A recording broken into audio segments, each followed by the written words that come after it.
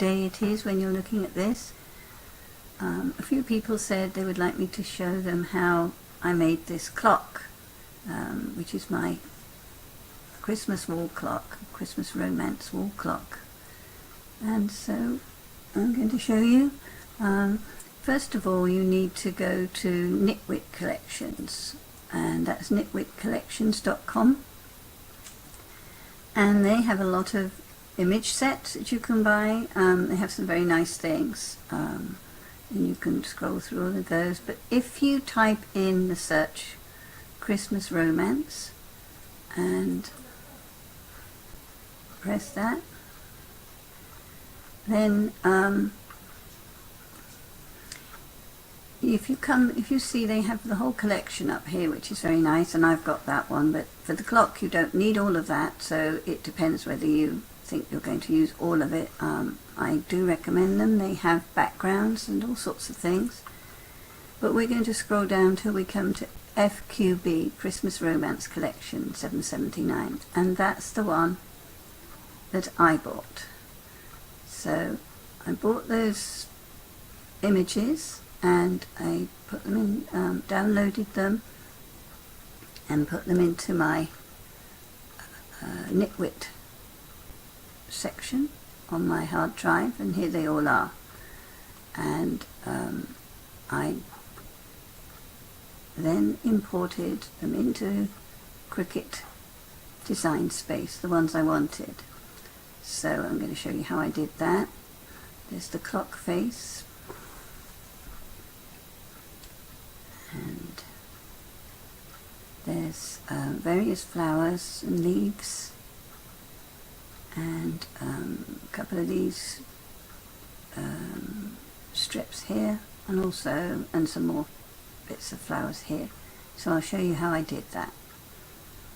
So I'm in Cricut Design Space and I want upload. I've got them all here already, but I'll just show you how I do it with just one to start with. So I go into Browse, I find my pictures, Knitwit Collections, and that's here, and Christmas Romance, FQB, here we are, and I decide which one I want. Let me see, I'll do it with the clock face just to show you, and press open. It comes in here. I go into complex, I press continue, and there it comes, and then I save. It's already got a name up here, but you can put some extra tags if you want to here, like something like Christmas Romance Clock, something like that, and save it.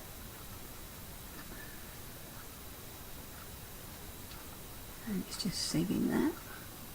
See, sometimes they take a little while to get in there, but they will go.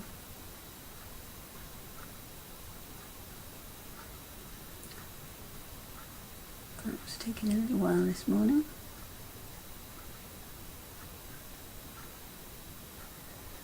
So we'll just watch it do that for a second.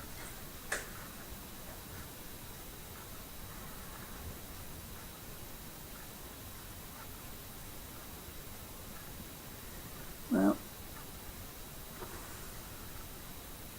I don't know if my internet's slow this morning.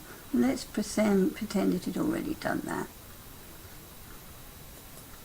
And then what you get all look like this.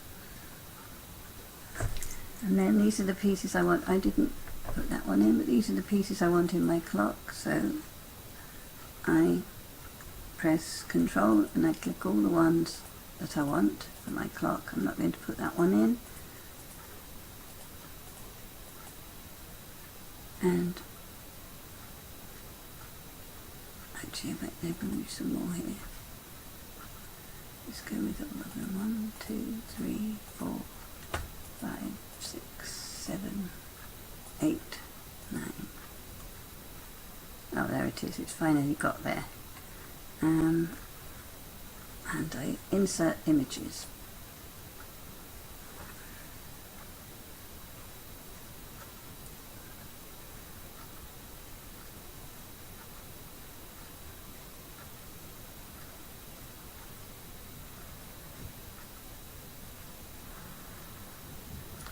And they're all much bigger than I want them. But look at this first.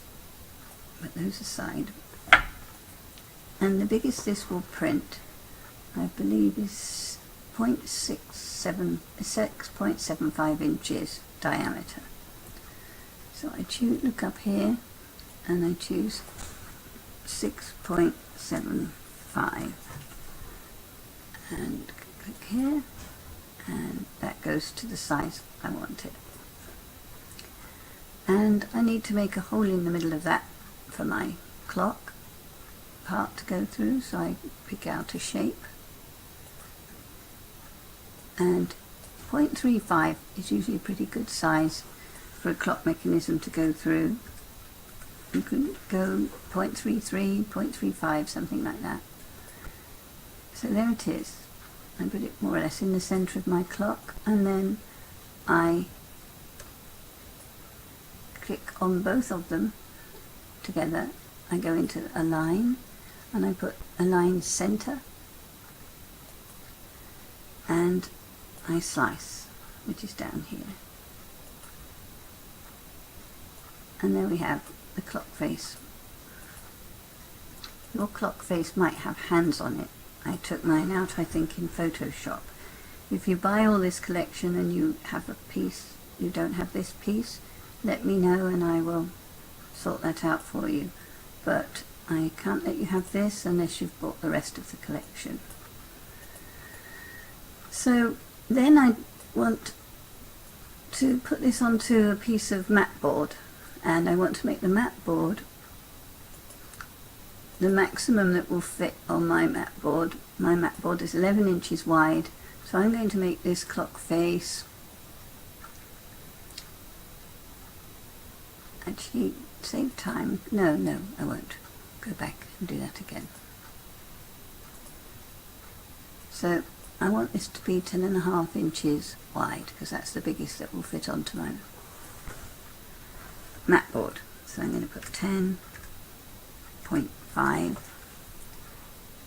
I was trying to put 10.5, let's try again. 10.5 inches diameter, and there it is. And you see, when you bring this to the front, that makes the base for your clock. But you need to put a hole in that as well, so let's duplicate that. Take the top one down to a small size. Usually make it another colour so I can see it easily. And make that 3.35 again.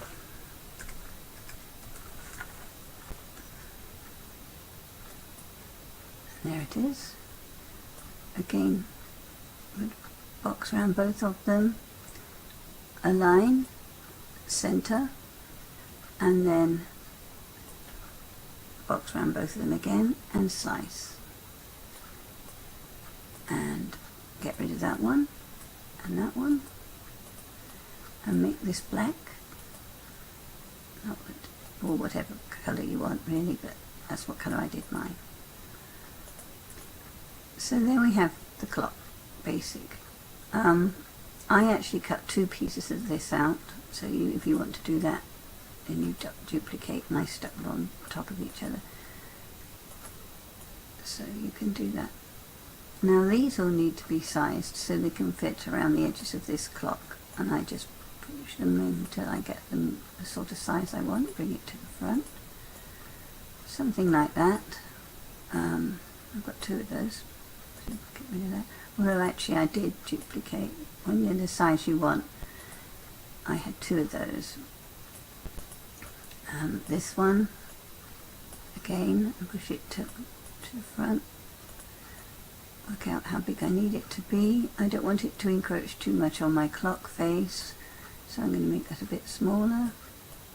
And it will fit sort of like that. and just get it to the size you want it. I think it was probably something like that, because I put them out this sort of direction.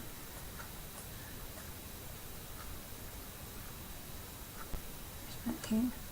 Yeah, it was something like that, and that one actually is 3.482 inches, just to show you.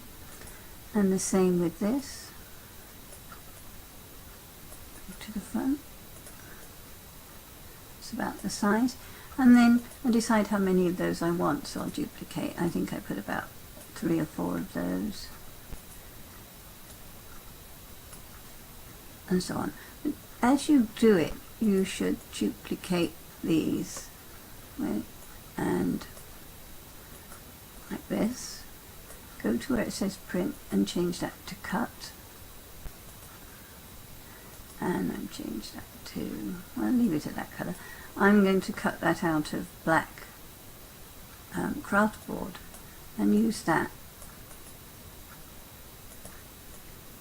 as a base to put my cutout images on afterwards, so that all of them will have that.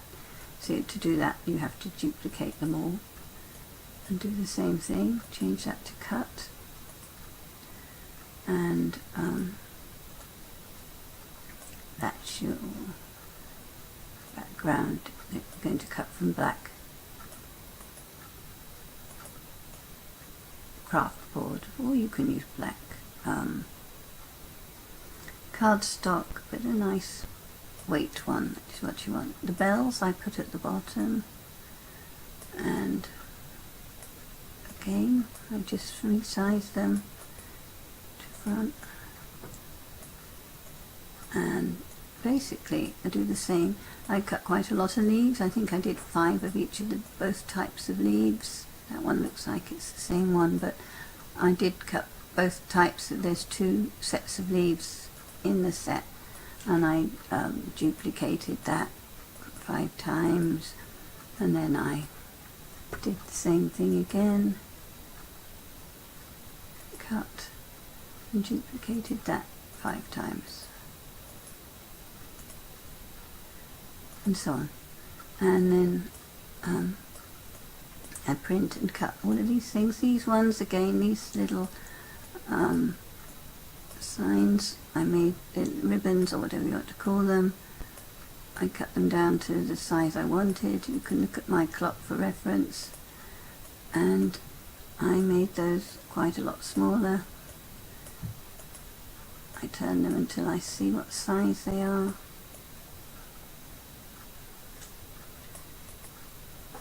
Probably smaller than that, something like that, and did the same process with them. So it's the same process with all of it, and you just, when you've got enough of everything and you've laid it out and it looks like it's all going to fit where you want it, maybe that's the other kind of leaf, I'm not sure now, but you will find them all in that Knitwick collections. I don't need 2 of those, and so on. I think you get the idea. You just put them where you think you're going to want the final thing, and cut them all out and cut a duplicate.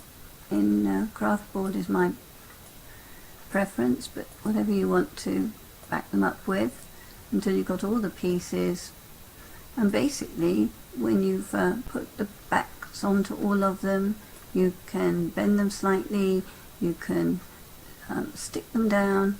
I did put little pieces of chipboard under some of them to raise them a little bit above the clock, but I'll show you on the actual clock. So that's the process of making it, and I'm going to just do a little recording of the clock to show you what that's like, and that's it. So I'll be with you in a moment. So here on my screen is the finished clock. I don't have the original clock to be able to show you, but I can still show you how it's put together here. So the clock face is on the smaller square, and then glued behind it is the largest, or not square, circle of course. Behind it is the largest circle of black mat board or presentation board. In fact, I used 2 layers of black presentation board for my black circle. It depends how heavy your mat board or whatever you're using or chipboard is. But so then I just arrange these shapes on the black circle. They're all backed with black craft board, and some of them are layered on top of each other to give them a bit of dimension. I didn't use the usual foam squares. I actually used small pieces of mat board, about 1/2 inch square, sometimes 2 on top of each other, and I just glued them underneath the shapes to give it a bit of dimension. If I changed anything, I might put merry and bright in the middle, since the words go in the opposite direction to peace and joy to the world. I didn't think of that until after I'd done it. But the clock movement I used has a little loop on the back, so you can hang the clock on the wall. But if your clock movement doesn't have that loop, you can always make some kind of loop yourself behind the clock to hang it on. I don't think there's anything else really to tell you. You can use this picture as a guide if you want some idea of where to put the pieces. And that's my Christmas wreath clock.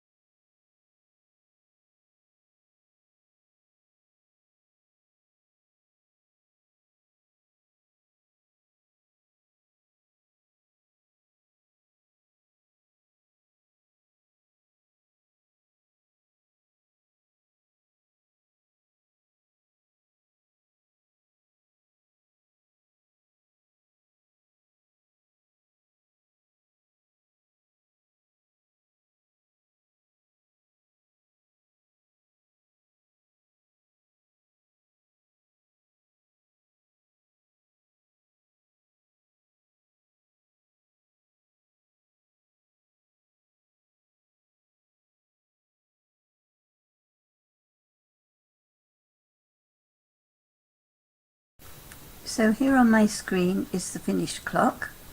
I don't have the original clock to be able to show you, but I can still show you how it's put together here. So the clock face is on the smaller square, and then glued behind it is the largest, or not square, circle of course.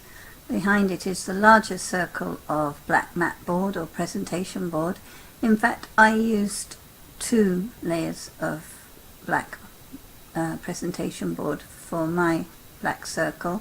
It depends how heavy your mat board or whatever you're using or chipboard is. But so then I just arrange these shapes on the black circle. They're all backed with black craft board, and some of them are layered on top of each other to give them a bit of dimension. I didn't use the usual foam squares. I actually used small pieces of mat board, about 1/2 inch square, sometimes 2 on top of each other, and I just glued them underneath the shapes to give it a bit of dimension. If I changed anything, I might put merry and bright in the middle, since the words go in the opposite direction to peace and joy to the world. I didn't think of that until after I'd done it. But the clock movement I used has a little loop on the back, so you can hang the clock on the wall. But if your clock movement doesn't have that loop, you can always make some kind of loop yourself behind the clock to hang it on. I don't think there's anything else really to tell you. You can use this picture as a guide if you want some idea of where to put the pieces. And that's my Christmas wreath clock.